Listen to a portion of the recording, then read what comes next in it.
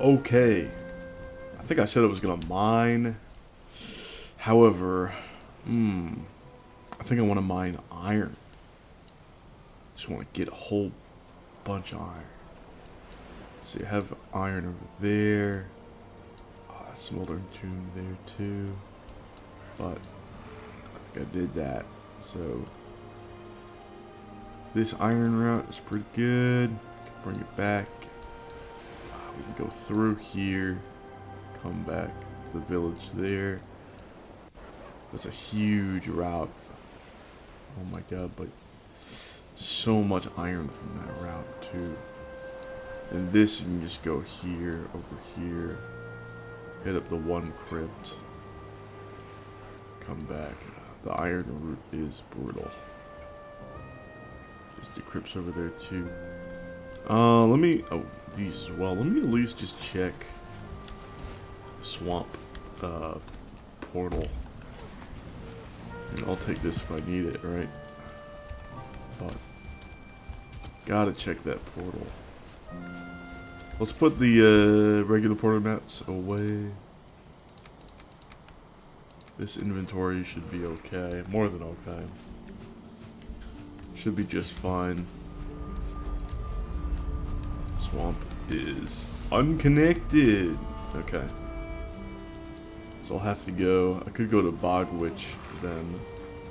Yeah, in which case I'll need that. If I go to Bog Witch, I'm gonna want a new swamp portal then. So let's get some new portal mats and a new workbench. Okay. Some of this. And yeah, it's really just, I want the iron pickaxe. It's just gonna be better for getting tar deep out of the, ooh, I want 20 of these. It's gonna be better for getting tar out of tar pits, deep tar pits. Yeah, it's gonna be better for getting future copper and tin, just getting some bronze for the fermenters and future mistland shit. It's going to be better, obviously, for getting silver, so I might as well get the pickaxe, get some upgrades on my stuff, get a buckler so I can engage with stone golems better in the mountains, all that stuff. Let's put this fire res away currently. Where's the potion card? There we go. I didn't need to double up. That's my mistake.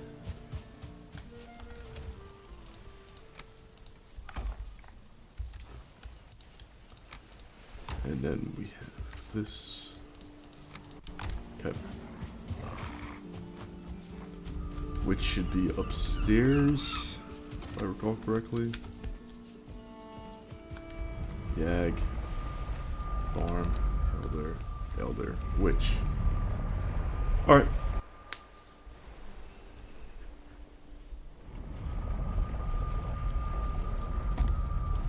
There we go. And we have a nice crypt here. Nice. Alright. This is a nice area. Pretty set up for things. We got an A-bomb right there. I think I want to just take it out now. It's a bad shot.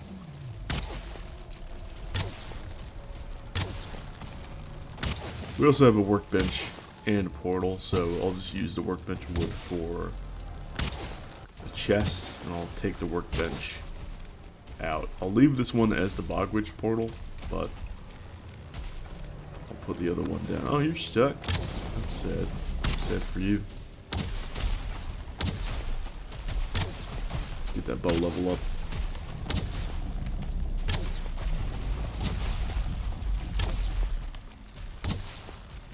Okay.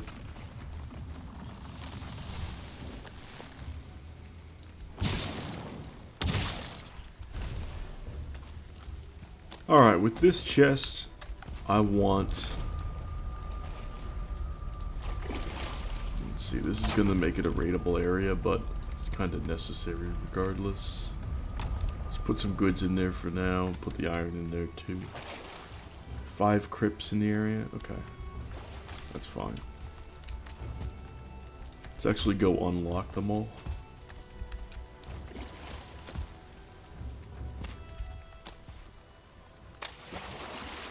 Should be easy. Okay. There's more swamp over here, but I don't see any more crypts. Okay, there's a geyser that I haven't marked. So maybe there's more, but let's go back and just really get these things opened up.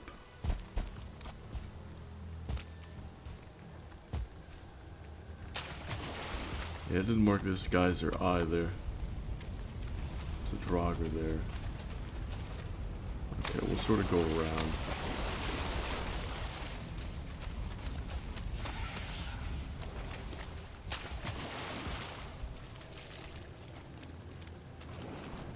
That's Crypts. And that's Crypts. I think that's the one that yeah, I have all these marked.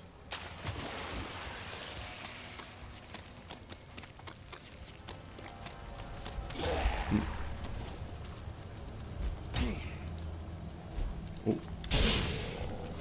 Okay. Let's get this one over here.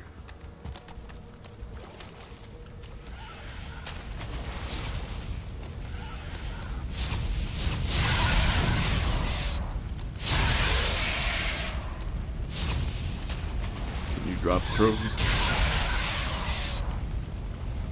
No. But the cores are good. I could dig these out because I have a pickaxe with me. I don't know if I will.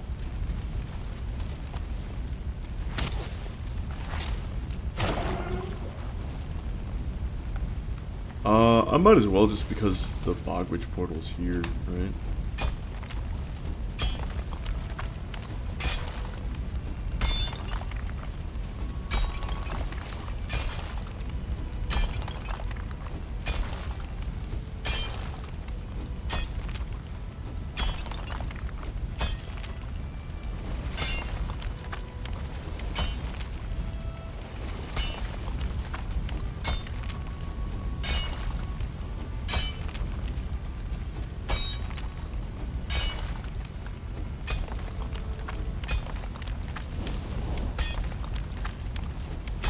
Okay, should be good.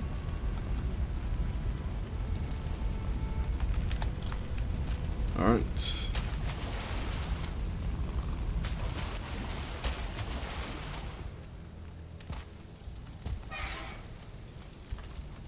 Okay, that one's nice. Now we just have this one over here. There's another geyser on the way as well. Love it.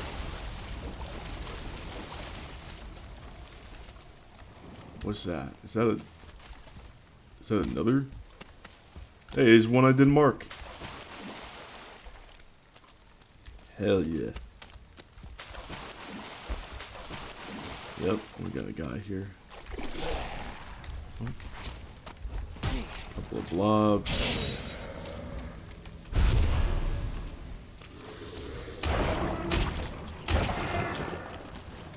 Alright. New crypt. Awesome. And we have some drops. Alright.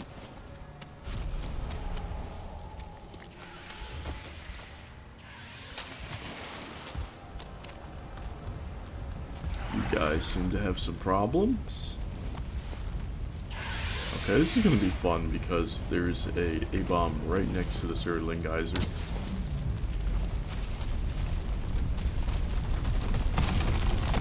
You are going to have a very bad time, sir. Might as well kill this guy. Come here. Yep.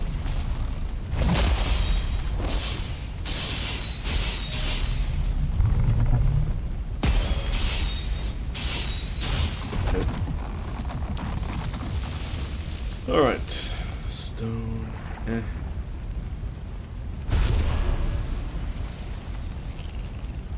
just take as much as I can. Thought I had a leech trophy, I guess not. Ooh, let's see. I guess I can drop the one. I always get more than I ever need in terms of blood bags. I always go a little bit heavy on that.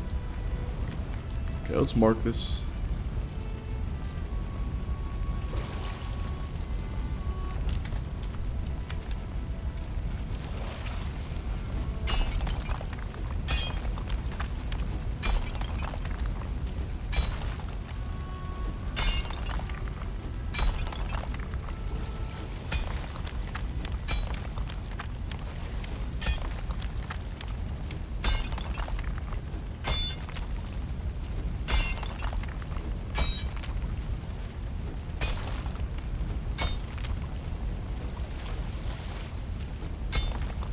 That should be good.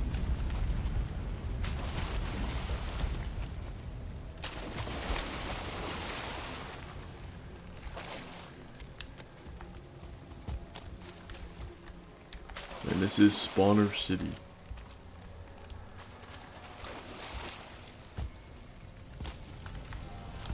Okay. That one's just that over there. I don't believe there's any more over here. I should be able to see them. Yeah. Yeah, no.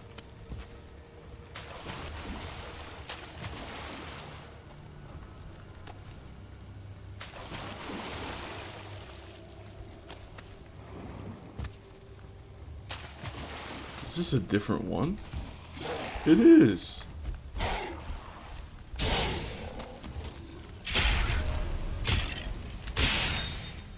Very nice.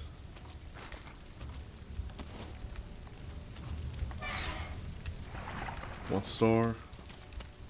Ooh, tricky, tricky. Oh, okay. Another A-bomb. Let's mark it. This crypt was, or the swamp was a little bit more exciting than I'd originally thought.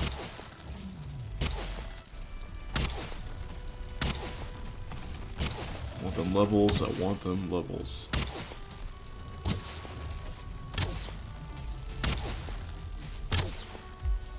Yeah, there we go. That's what I'm talking about. Effective bow 70 now. Woohoo!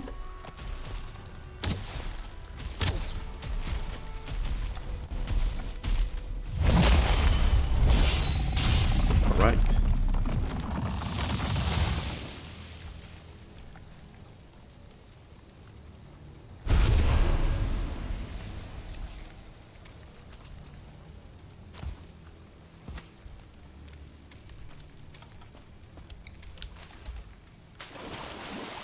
Okay, just back up north now to Crypt Portal. Send all of the gathered mats away. Got a 1-star Draugr here. Oh. Okay. Alright. I don't like how this one's so close to the spawner. Might not mess with this. Like, it's here, but it's so close to that spawner. It's so close to both of them. I could just start clearing spawners, but I don't know.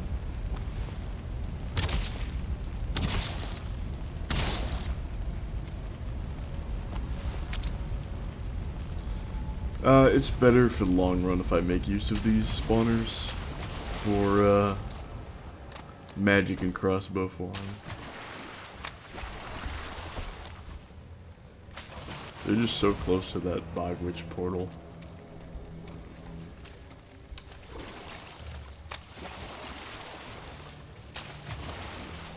Oh, wrong one.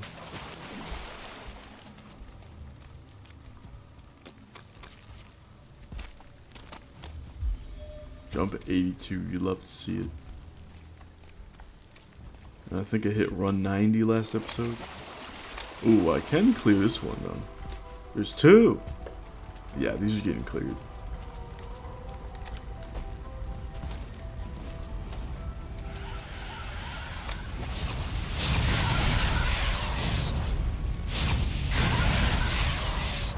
Where are you going? This way?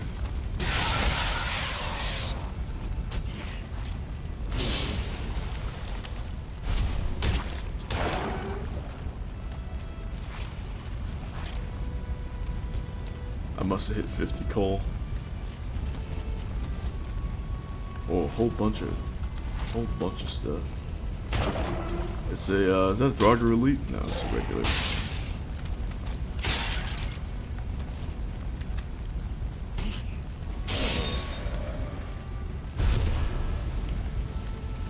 Alright, let's mark and mine.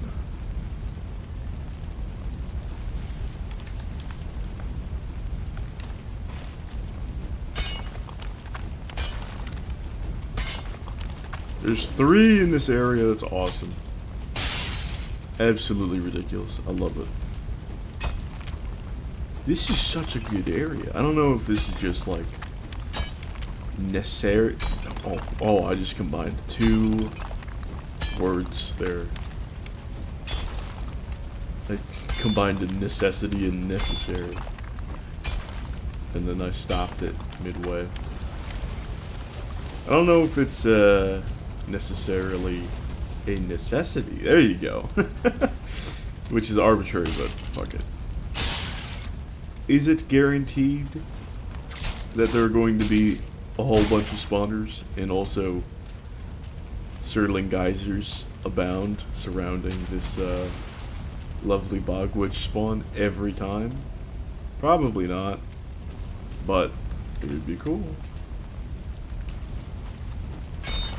Somebody else probably has the answer to that. Let's just clear this out. Alright, dude. Can't even hit me. God, I can't even hit you.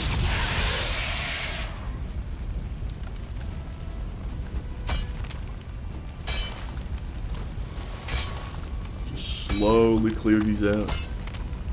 A couple of Draugr over there. Let's take them out.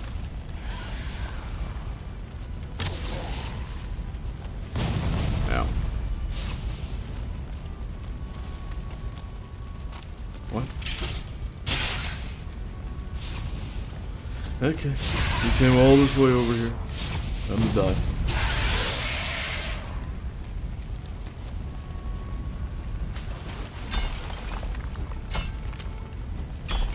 I do need all this coal for the iron.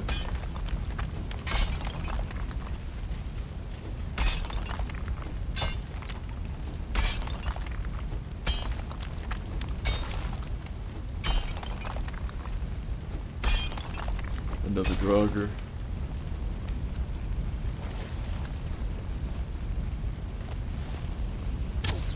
Yep.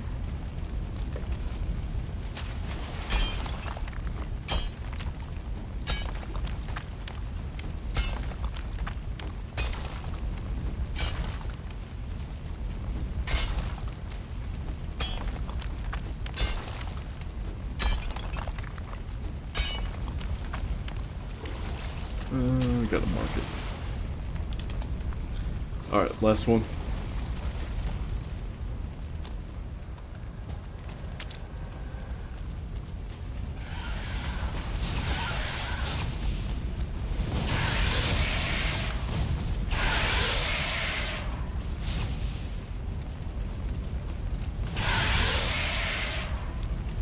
Again, no Surtling trophies.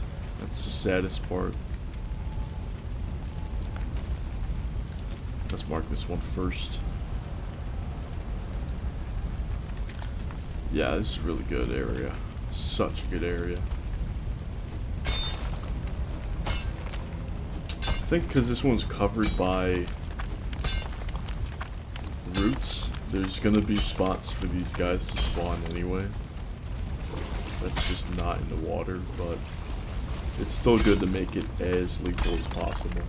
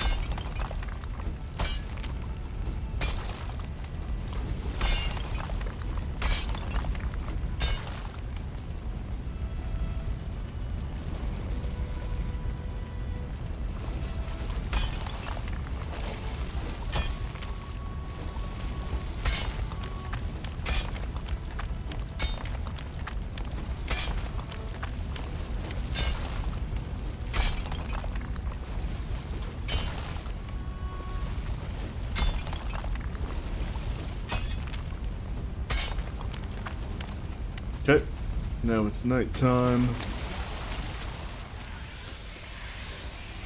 And that should be it. Just go back to the portal. Yeah, no rested either.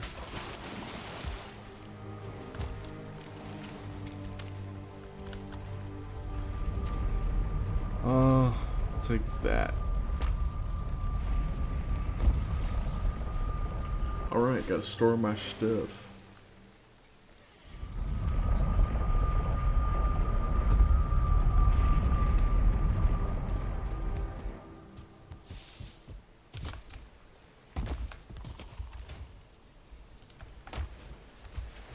It's a good haul. Even though I didn't collect that 1A bombs drops, it's still, I have so much. More than I'll ever need.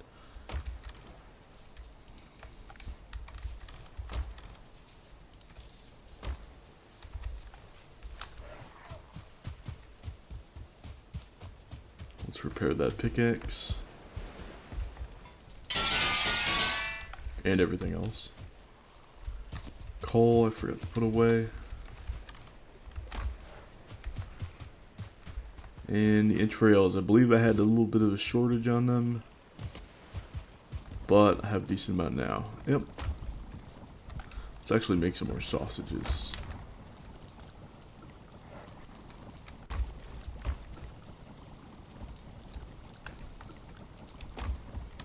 Let's see. I think this is the right ratio. Yeah.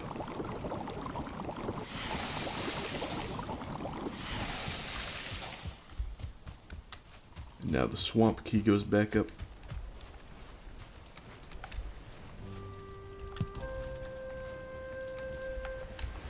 Nice.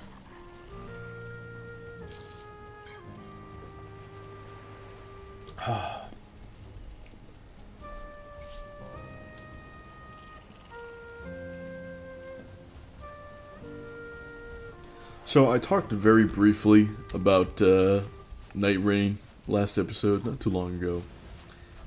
And I want to talk a little bit about like Elden Ring and Night Rain and also Dark Souls 3 with a topic that I mentioned very briefly earlier on in this series called kit building.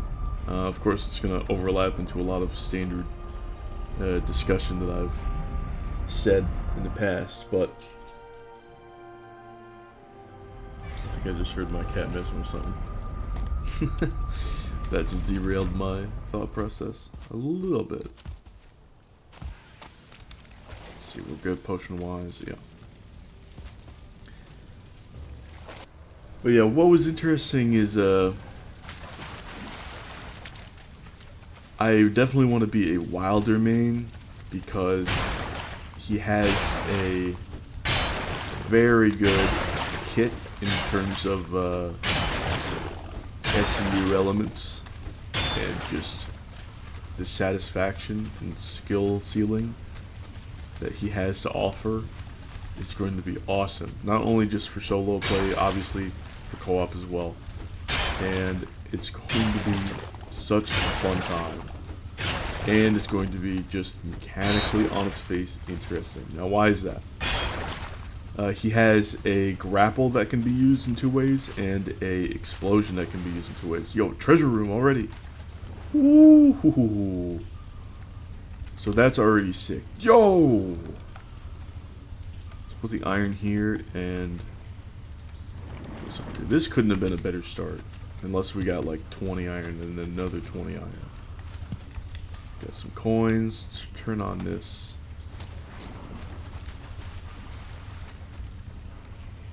Put some coins in there too. Really good chain chest.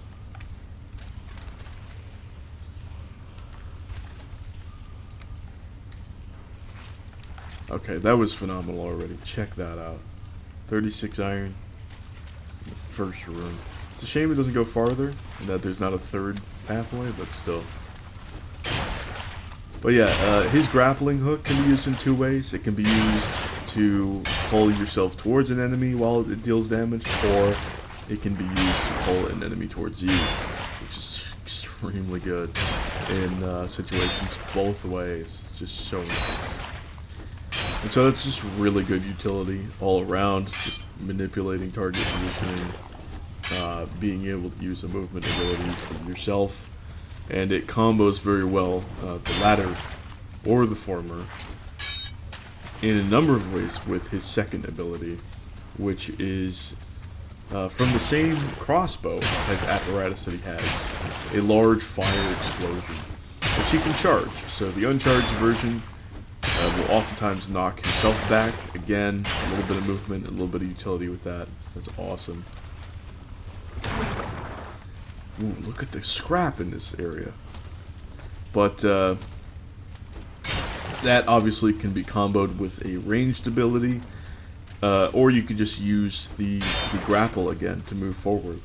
So the uncharged explosion works very well with the grapple if you can pull an enemy, towards you, or if you can pull yourself towards a larger enemy and or boss. That's extremely good. Already I can see many situations where that's very, very useful.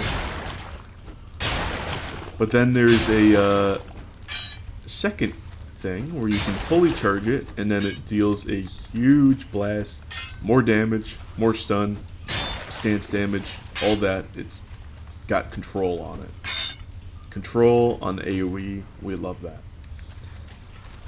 And what follows up from that is, well, if you pull yourself towards an enemy while your friends are aggroed on it, or while it's just sort of idling or what have you can very quickly get a charged blast off, and then combo from there in melee, or take the grab stance broke the enemy, or what have you. Just very intuitive combos. And obviously that works with the whatever weapon that you might have in melee that you can just swap out and work on the fly. But just conceptually, that works. Just crossbow to crossbow, just being able to have these proactive options on your offhand, or just not even taking up a hand in terms of weapons, is incredible. Just strapped onto your arm. Very good use. That's just ridiculous in the conceptual use. Like, offhand proactive options are incredibly rare in these types of games, and yet they are incredibly useful. And I think I have to be a Wilder man because of that. But just conceptually, like, okay, the mechanics are there, but conceptually, let's pretend that, like, Berserk doesn't exist, right?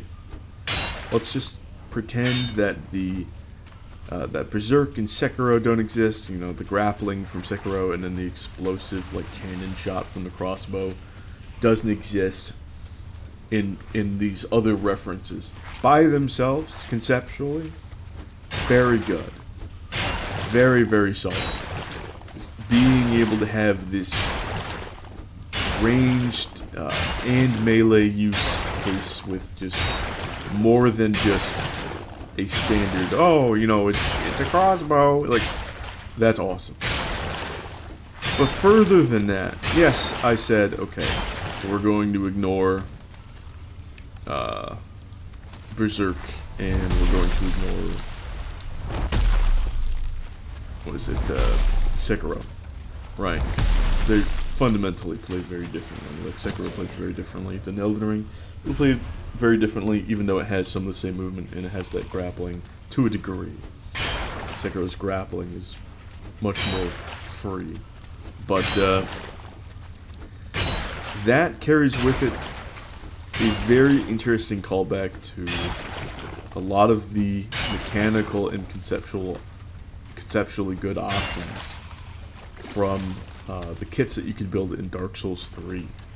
So here we go. Here's the big topic that we return to is kit building, kit making, which is a little bit different than build making, which sounds like it might be confusing at first, but I can break it down for you. So a build might have all of your stats that you can customize. In that Rant's case, it's going to be the relics, like I mentioned last episode. But In case of like a Dark Souls game, it's going to be all of the stats that you allocate, plus the weapons that synergize well with those stat spread. That's going to be the totality of your build. So, being able to have things on the ready that are going to be mechanically incentivized to use very regularly in terms of offensive or defensive capabilities or some side utility, SCU, all that good stuff. I shouldn't be prioritizing that. I should go through here first. Just go. Okay, we're good. That's what a kit is going to be. Now, a kit is much more obviously defined with a game like any of the standard mainline Final Fantasies up until, like, I don't know, 13 or so. Being able to look at a character and what they can equip. There's going to be slight to great differences in what certain characters can use. And those differences in the main slots that you have are going to define kit building for that character. Okay, well, this character can use axes, shields, and can wear heavy armor. Okay, so the kit is going to be, you're going to want to find a good axe, a good shield, and a good set or good pieces of heavy armor.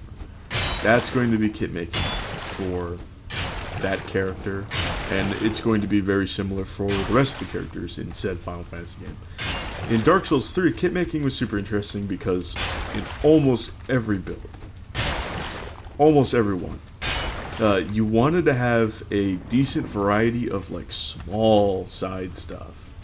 So what was really good in that game was like dark builds and pyro builds, and then also strength for Dragon Slayer Great Axe. Like, that was the big thing.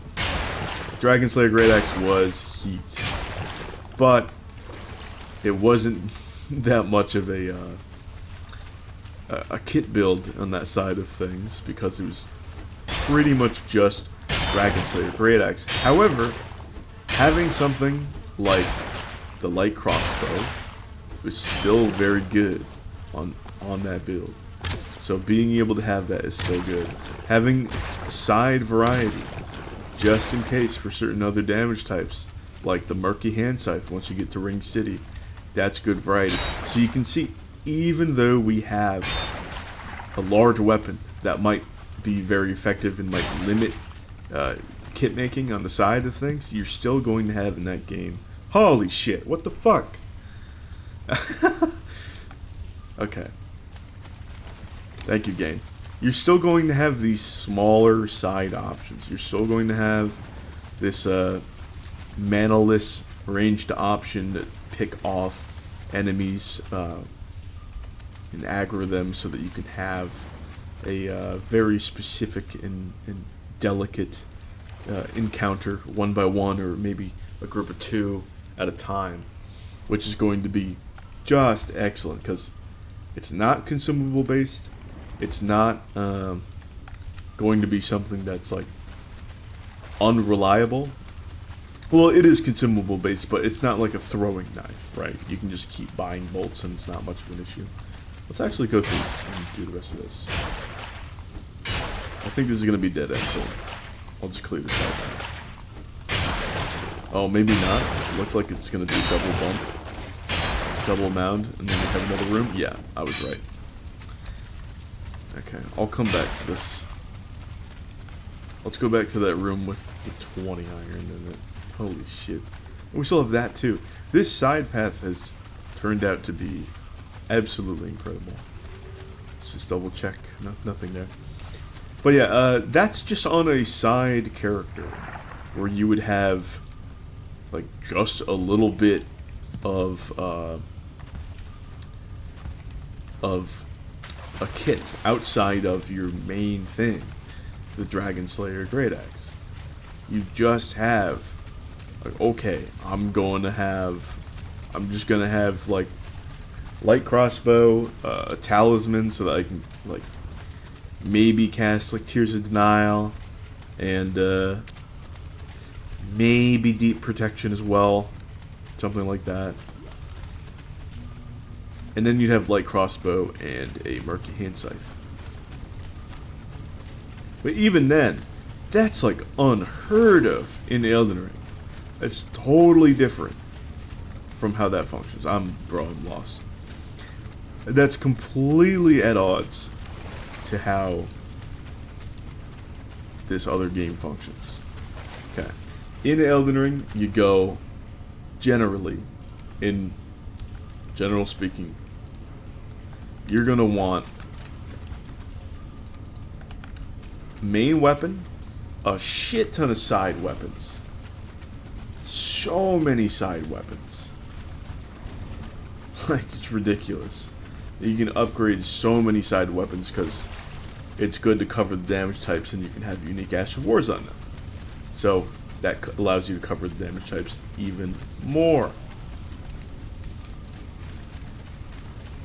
What you don't really have are very specific sets of side weapons that allow you to really dominate encounters that you might not otherwise. You don't have these very niche set of weapons that you'll have as a side option. What you will have is like a dagger to have Golden Vow, maybe sometimes, like if you're not using the spell. And it's just a nice little buff up. Because you can put it on anything, why not just put it on the latest weight thing and get the buff. But what's super interesting as well is almost every character is going to have a seal for like Flame Gravity Strength, because that's also good, stacks with Golden Vow in certain aspects. And almost every build can make use of fire damage in some way. Very good at Flame Gravity Strength, also helps with stam regen, which every build is going to want. Even if the buff doesn't last particularly long, it's still incredible to have. Not only that, but once you get the DLC and you get the Blessed Voodoo Talisman, having access to a whole bunch of stuff with that 15 faith that you can cast from a seal is incredible. So, yeah, Bestial Vitality for passive HP regen to make sure that you're always topped off. You can combo that with a Great Heal to levy that HP regain even further. And then just having like a side stance damage from range ability, which is Stone of Varrock. That's awesome. That requires 13 faith. Like, these things are so good, but there's such little requirements that it conceptually makes every build a little bit of a... And even if you're running like a super int build, it's like, okay, well, every build feels like a little bit of in that sense.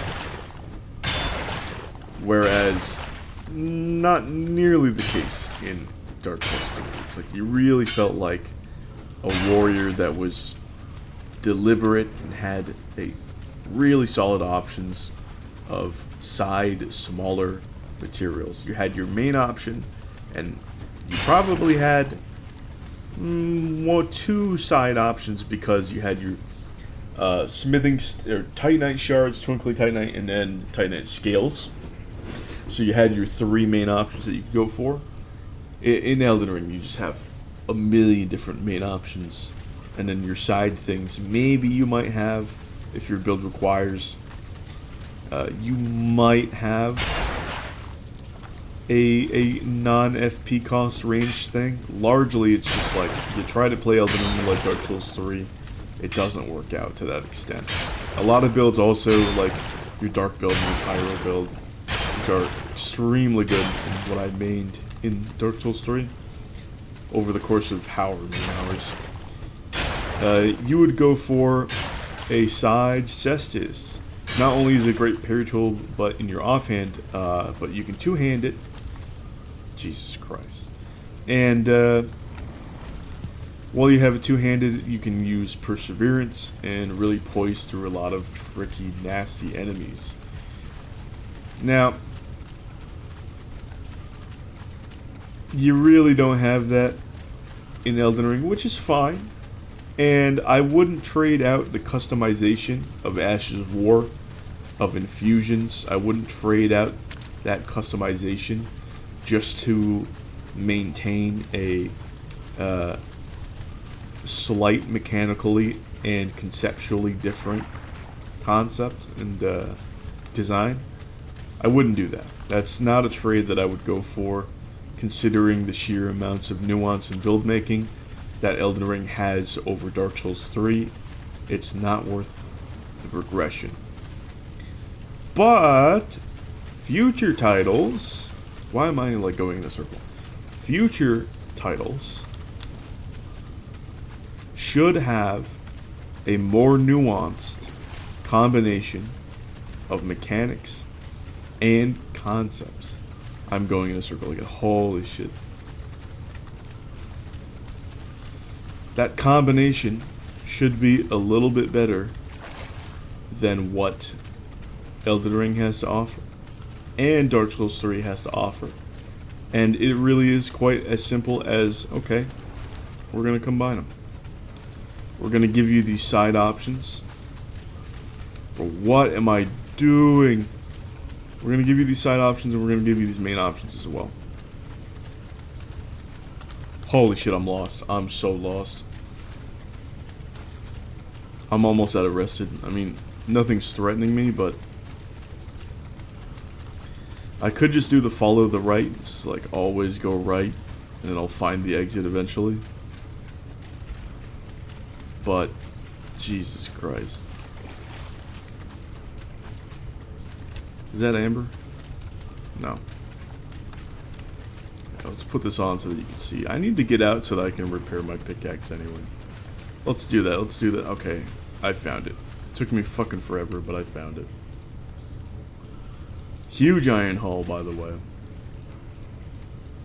Huge side haul.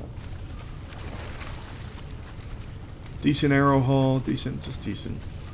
Let's get out of here before my rested. The rest is going to run out, but I need to repair my pickaxe. I need to drink some water too.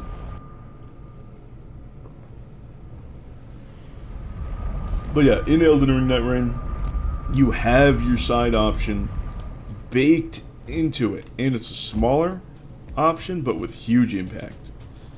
And you still have a shit ton of extra main options. Extras, basically, what I would consider like in Valheim to be side options.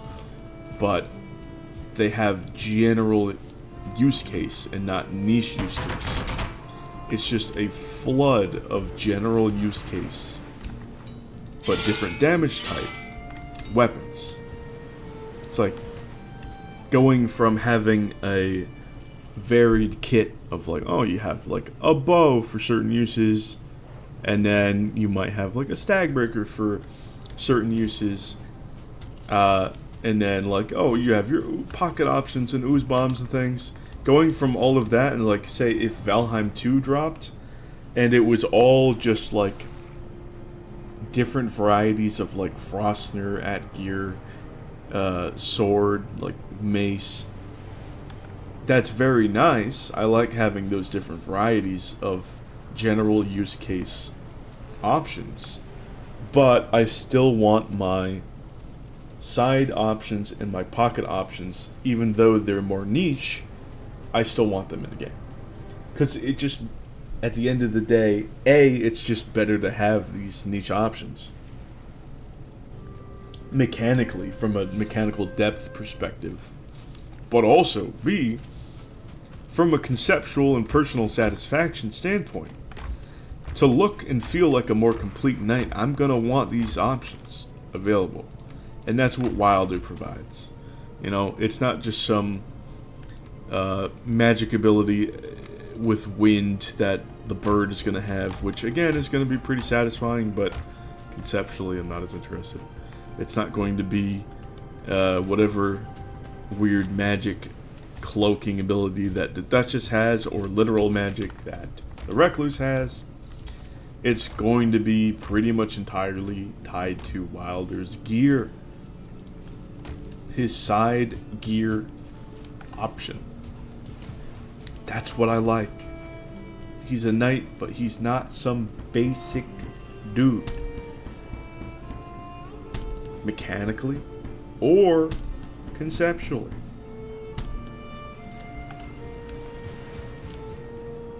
And while Elden Ring doesn't really have too much of a basic dude feeling, considering the whole paladin spiel that I just went on with all the side incantations that you can throw on any build,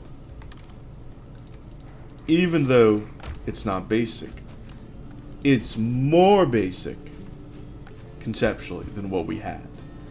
Even though it's a caster. No, you have casting elements. And that's fascinating. Yeah, you can have that too. You can have that also with some of your strongest builds in the game. Dark and Chaos. You can have that. And you feel like a complete warrior with your side options at the same time.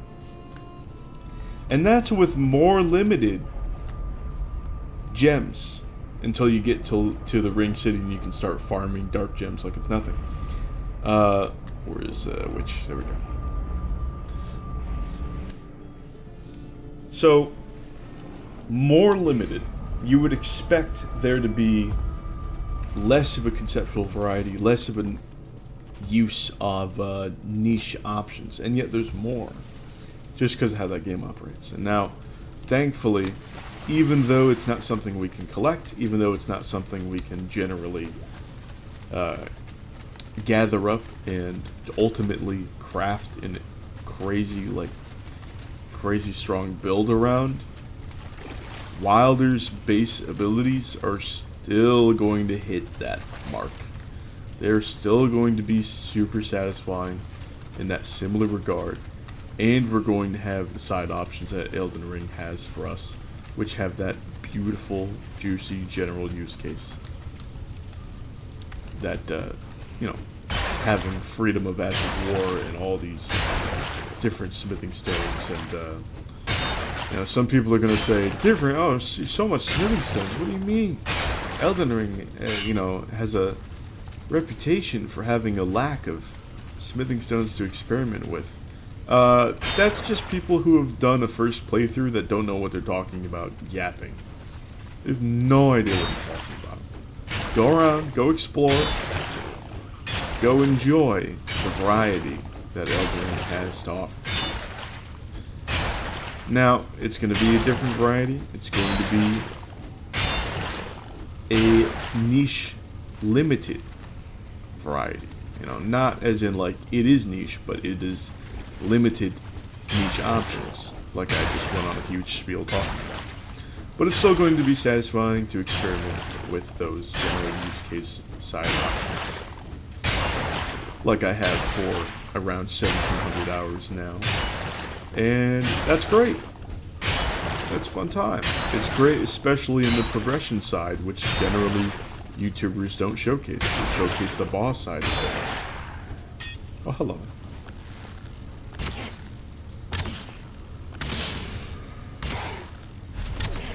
Okay. And so optimizing towards progression with all these options has been a blast, and I probably have over 50 build documents about Elden Ring alone in my Google Docs. But in terms of build documents and build documents that I would make in Dark Souls 3, or even something like Bloodborne, how many builds would I have? Like 3, maybe? 4, depending on the ratios? Yeah, not that much. Not that much. So, the path forward is getting that mix so that we have great variety in niche options, great variety in general options. Now, thankfully, guess what? Guess what has those? And I'm not talking about Night Rain anymore. Valheim. Yeah, that's right.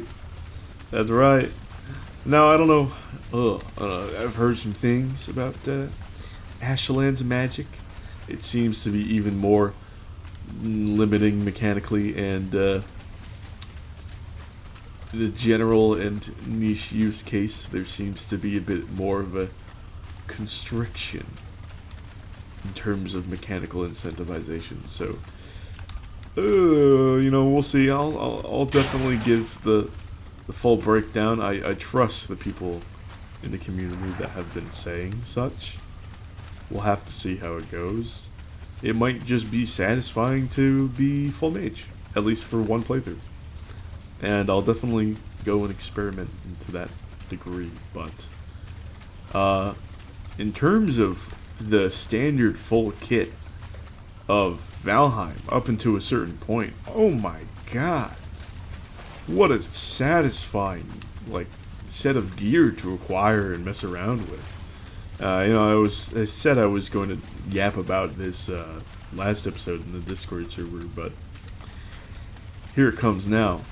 Even when it comes to vanilla Valheim, the kit that it offers, and vanilla I mean like EA launch, I don't mean like unmodded. Just unreal. 123 iron, that's huge. That's so nice. 123 iron, 3 chain, whole bunch of other stuff. I'll take the non-portal or the portalables now. That's so good.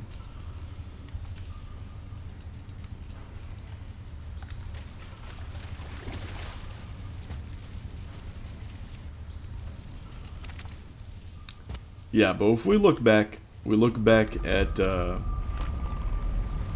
Frostner, okay? We look back at Frostner shield, parry shield, sometimes without any offhand at all, just because the movement speed is just very nice, even though people discounted it historically. Looking at gear, you look at Huntsman bow, frost arrows, even back then, very nice. Let's see. You look at Iron Sledge. Holy shit. Underrated, especially around that time. Even by me. Vastly underrated. What an option. Let's see. Where do I want these withered bones? I guess I'll put them in here. Ancient bark. I'm sure I have that. Here we go. And now I have these arrows. Lovely iron heads. I do want to see my crops, see how they're coming along, because I'm getting low on carrot soup. Oh, these are ready. Let's farm them up.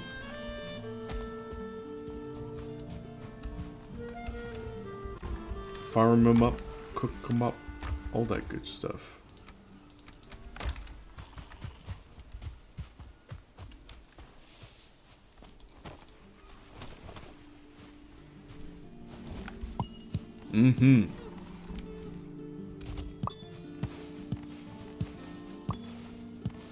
Love them duplicates.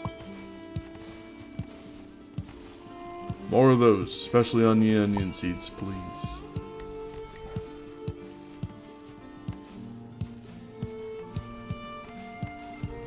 I feel like I'm missing something in terms of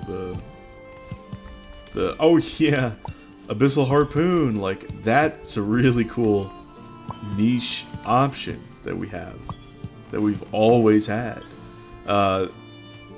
Fucking ooze bombs too. Battle axe for doing sentinel shacks, like the iron one back in the day. Even these options available to us. I understand, like, it would be cool to have a combination of general and niche, like what Froster has, and a lot of different like cold options like that.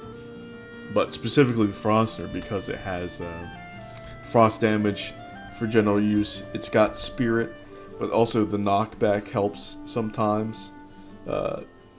Frost, obviously, when you get enemies wet or just near water, when you can lure them in general. Absolutely amazing. So it's good generally, it's good niche. That combination is gorgeous and conceptually Mjolnir-esque, but with that absolutely incredible control, that absolutely gorgeous, unique to Valheim type of difference in aesthetic, and its own unique lore, its own story based off of what you do, how you craft it, how you got the silver, the journeys that you took.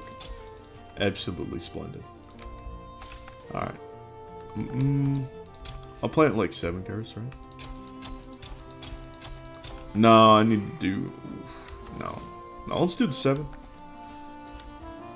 I can do a... Well, the generations are only going to multiply the more I have these farming skill and level up with that. But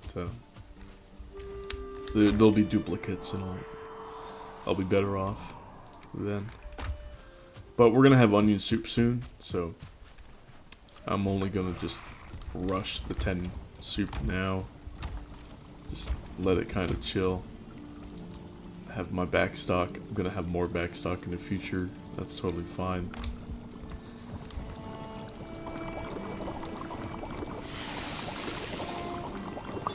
Oh, yeah, duplicate. More.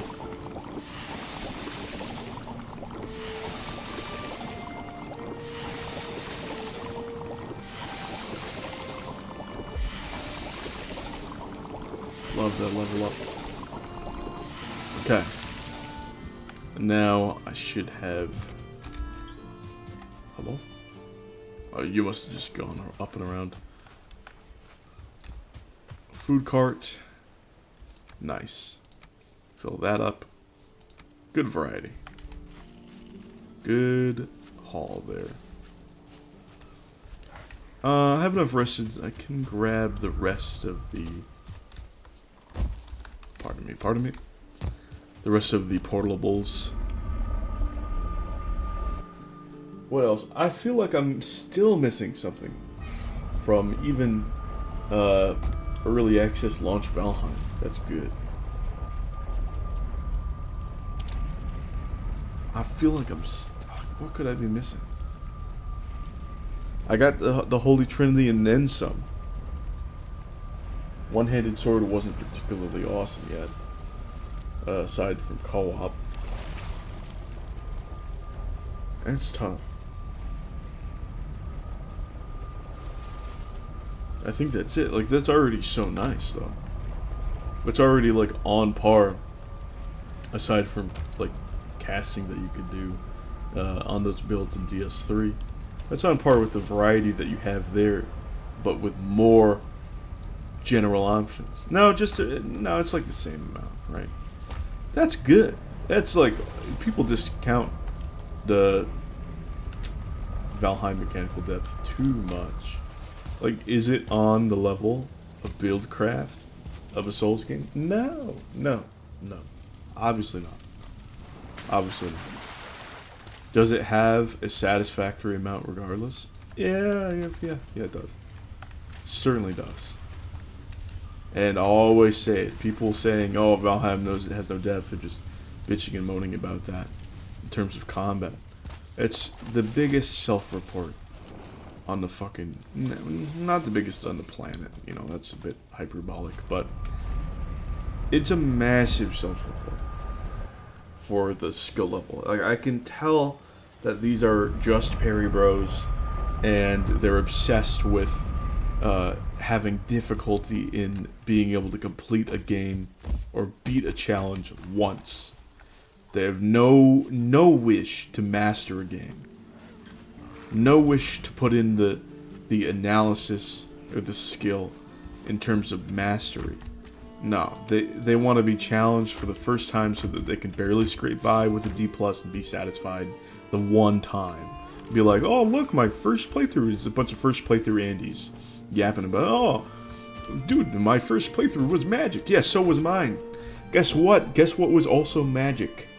My second playthrough, when I figured out more shit about the game that I didn't see on the first playthrough, because I had more skill under my belt and I made analytical discoveries that help me and more casual people because I've shared them along the way. Now, guess what?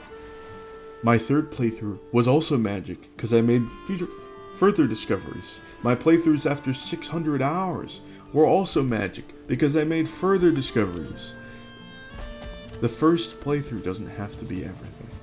That's why I dedicated immediately in Elden Ring, after the first playthrough, more playthroughs that I was going to do. Instantly. Okay?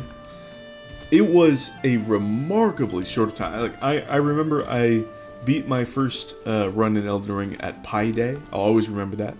But the second run was like less than a month later that I beat it.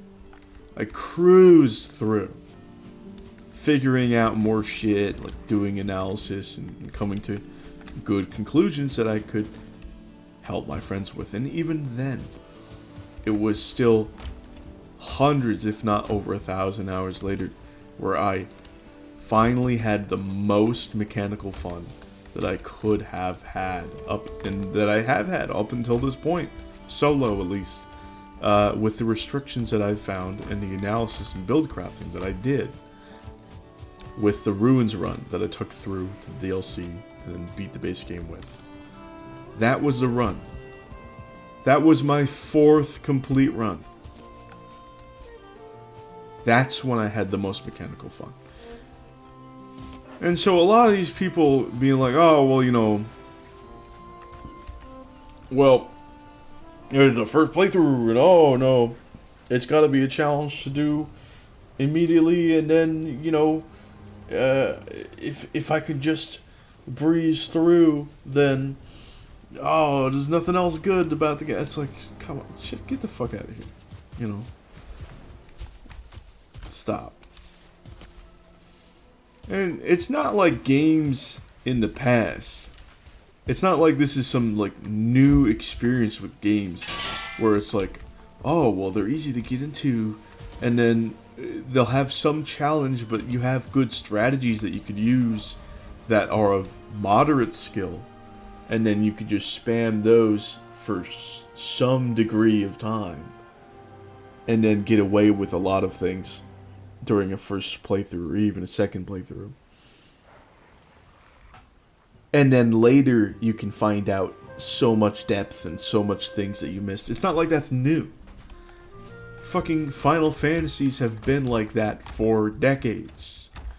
Decades. They've had missables and interesting mechanical interactions, and basically demanded several playthroughs that you actually figure out what's going on, unless you use some sort of weird 100% guide, and even then the analysis isn't good all the time. So you're missing out on the game. Anyway, let's get this iron back so that we can start smelting, yeah? Or I should at least collect a lot of the coal as well. Where's the witch? Here she is. Yeah, I should collect some of the coal. It's gonna be interesting running this iron over. Maybe I should put the crypt portal over here and then get another get chest set up, the portal set up, whatnot. Yeah, because I'm gonna need that new portal over there, at which point I can take this, set up a new workbench, the new portal, which is really just the old swamp portal. Yeah. Okay, but I can put the pickaxe away for now. Alright, let's go through.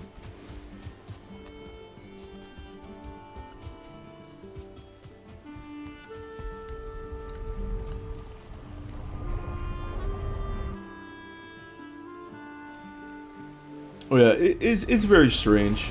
There will be people that also just don't really understand the benefits of a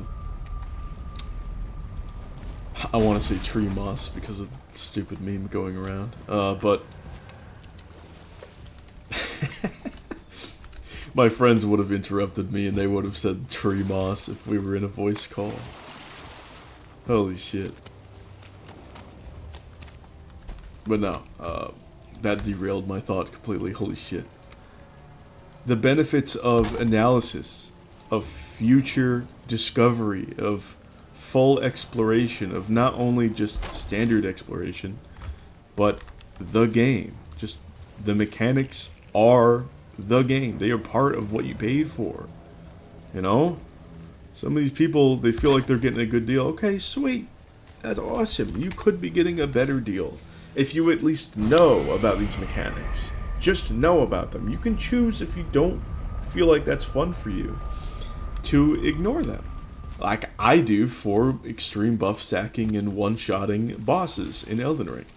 I ignore that. I'm not interested, but I know about it at least. I know that that's part of the game that I'm paying for, that I have paid for, that I could experience if I really wanted to. I don't want to. Oh, hello. It is certainly got time. Oh! Come on, come on. Yes!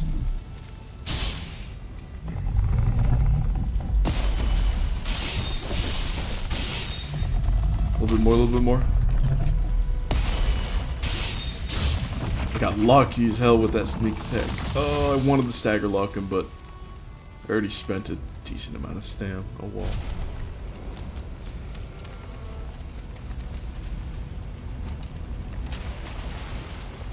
Let's collect the goods, I guess. Speaking of goods, holy shit. Hello, mats. Hell yeah, dude. Alright, should be one more just up north. Alright, I guess that one over there. Yeah, it's still technically north. Another A-bomb right next to the geyser. Are you also not? Oh my god. Give me up, give me up.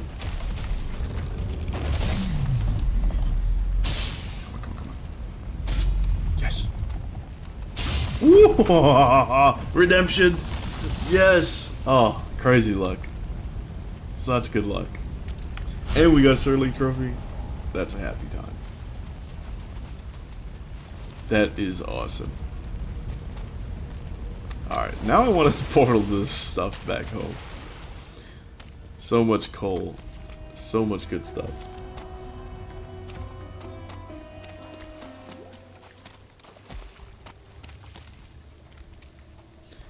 But yeah, I find it very interesting. A lot of people, especially on the JRPG scene, and I've mentioned this before a long time ago in the series, but a lot of people will just talk about like story, and like they'll say that as like the primary benefit of a JRPG.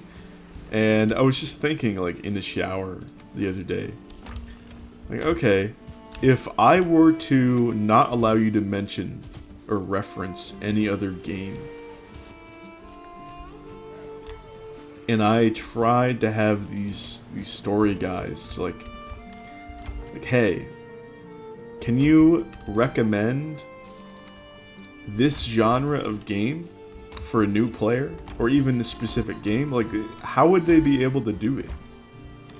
How would they be able to actually it's like, oh, well, the story is stories are so good in JRPGs. It's like, yeah, they can be good in any genre of any game. That's not convincing anybody. Like, oh no, it has to be in the JRPG. It's like, why? Why does it have to be in those JRPGs? Like, they can facilitate good storytelling, and I've seen it. Like, in my favorite game, some of my favorite games ever are JRPGs with fantastic storytelling. How does that convince people to play those games? Like, how does that do it? It doesn't. It's not convincing at all. So it's just like, it's so strange to me. How would you do that? I can explain how to get people to play a lot of the Final Fantasies with ATB. I can give people a good pitch for people who have never played that might be interested in playing it without referencing other games. Be like, oh well, it's, you know, it's like this but with good story. Like, no, no, no. You gotta be able to actually reference what people are playing. It's like, damn, we're out here trying to convince people by gaslighting them that, like, their genres of games that they play don't have good stories. It's crazy. That's crazy. It's like, nah, you haven't experienced a real story until you played a JRPG, bro. Like, okay, you fucking weeb, get that shit out of here. That's absurd. Patently ridiculous. Come on, son.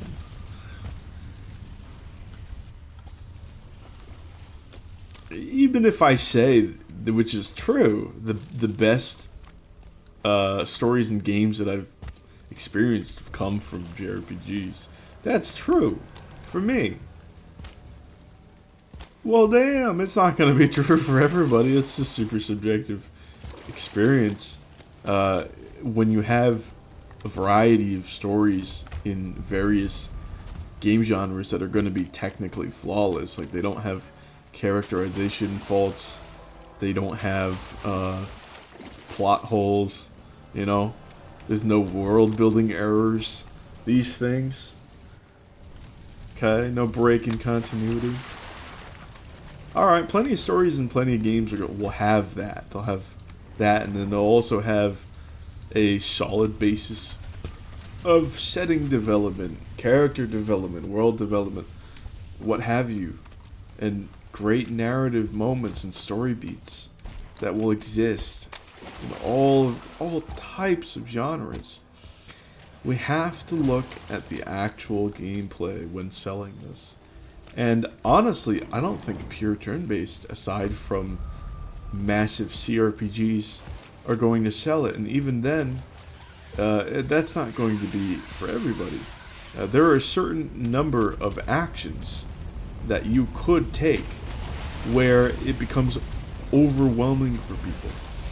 And when you have that with CRPGs, ultimately somebody playing solo, unless there's co-op, are going to be disinterested. And you can reference this without actually mentioning the CRPGs. You can reference that people might want more stuff to do at once with a more fluid timing and party-based experience without referencing Pokemon, which is what many gamers would be going up from if they played some RPGs and wanted to get into, say, ATB-based Final Fantasy games. You can talk about the strengths of an ATB-based Final Fantasy experience that's turn-based, that's a JRPG, without getting into the weeds of... Is that another A-bomb right there? Am I tripping? I'm tripping. Without getting into the weeds of referencing these other games. Sure, referencing them and saying that for a lot of gamers there's going to be a happy medium of strategy between these games and these experiences. Yeah. Like, here, let's actually put part of this stuff back again. Like, that's going to be convincing to a lot of people who have reference of Baldur's Gate 3, who have reference of Pokemon, especially some of the earlier ones like Emerald and Platinum, specifically some of my favorites that I grew up with. And just generally my favorites too. You can reference these things without saying them. It just takes a little bit more thought. And you have to break them down to their base ideas of what could be not for somebody, even though these two games in the RPG space, that being like a Pokemon Platinum and a Baldur's Gate 3, very much are for me, as well as JRPGs with turn-based ATB. To be able to describe them And my description is coming. I know I'm like delaying. This should be a skill that if you have a favorite game or favorite set of games that are a certain style, and you really want people to play them, you really want friends to play them or what have you, this should be a skill that you have. Just being able to describe the benefits without mentioning other games, without mentioning aspects that other games would have. It should be something that's in your repertoire, just in remotely casual conversation. Because you could give somebody a immensely good pitch, and then they could go on to experience what you experienced way back in the day. Or even last year, or whatever. And so, spreading that positivity is always welcome. And okay, how would I do it? What was my shower idea? What was the conclusion that I came to in terms of spreading the good word of, say, like a Final Fantasy 4, 5, 6, 7, 9, you know, those ones. In gaming, if you want a group of adventurers to go with, to make meaningful mechanical decisions with good timing, good combinations, a fluid, fun combo system that's rich with meaningful mechanical decision making on the fly, or with many a thought put into which action you want to come. However, you don't want it to be extremely overwhelming. You don't want it to be wrought with a lot of thought to be put into every single action, even when determining what place your characters may or may not want to move, or if they should be positioned in some certain way or otherwise. If that's not exactly for you, but you still want an experience that I'm talking about, but you also don't want something to be incredibly simplistic and limiting in such a game, then turn-based ATB JRPGs are really solid. They're very solid in this scenario.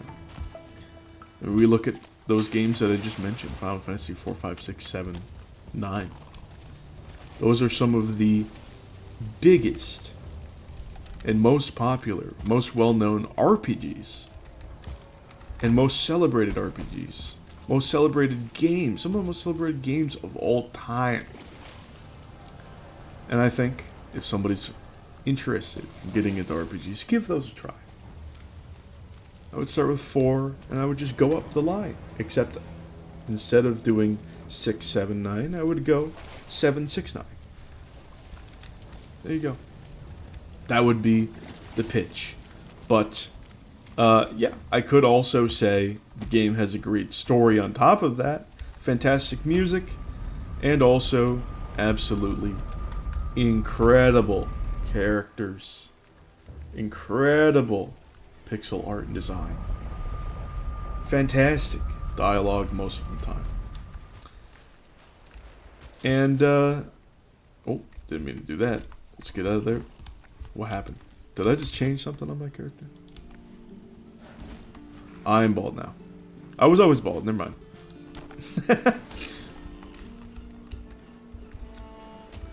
Let's see.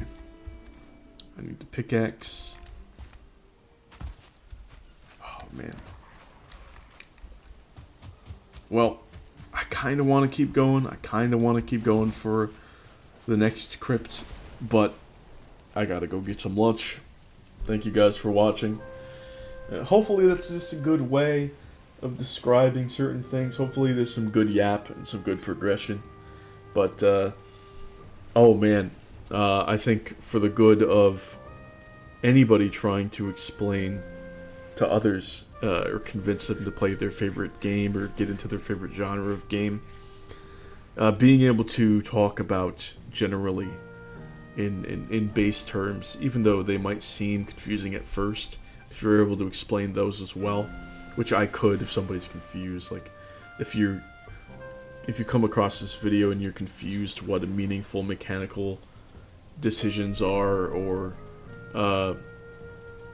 mechanical incentivization, I will gladly explain that in even more basic terms for anybody interested. Long-time viewers and members of the community will know what I'm talking about. But man, being able to have an explanation that doesn't sound like it's downplaying a fundamental aspect of many other games in most other genres is good.